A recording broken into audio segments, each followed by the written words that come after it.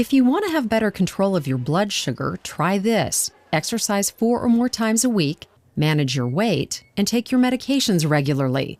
A year ago, Debbie Levinson was struggling with all of these. I willfully ignored the symptoms that come with having high sugars. Until she had a health crisis. I had a boil on my skin, and I let it get infected to the point where it was so painful. Debbie ended up in urgent care, where she learned she wouldn't heal unless she got her blood sugar under control. My A1C was over 14, and which is a little staggering. The A1C is a common blood sugar test for people with diabetes. Anything over 9 is considered very poor control. Debbie's numbers were so high, she was referred to a health coach. Hi, Debbie. This is Paula calling, health coach with Kaiser Permanente. Paula Winch called Debbie nearly every week for 6 months. At first, Debbie wasn't ready to make changes, so Paula helped her explore her barriers and motivations. Listening to what had happened and listening to her fears. Debbie had had diabetes for years, but never told anyone. My husband had no idea what was going on with me.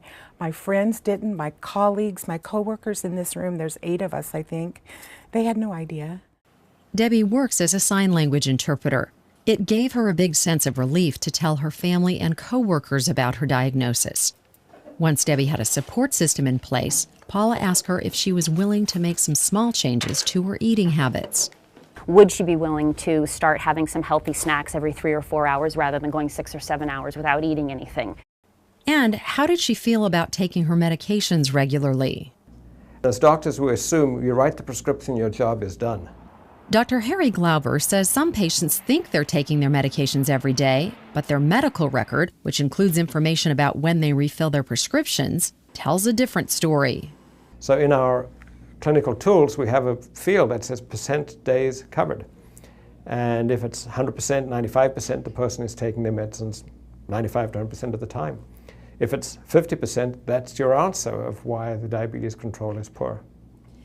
Glauber says if you point this out to most patients, they will start taking their medications more often. Debbie went from never taking her diabetes medications to taking them 96% of the time. And she went from being too scared to exercise because of her pain to exercising 5 days a week. I'm doing water aerobics, just moving. There's nothing glamorous about it. It's just moving in the water. And it's made a big difference. In 6 months, her blood sugar values took a dive from over 14 to 6.8, which is right in the target range for people with diabetes. She's also lost over 100 pounds and decreased her risk for another health crisis. I'm Mary Sawyers reporting.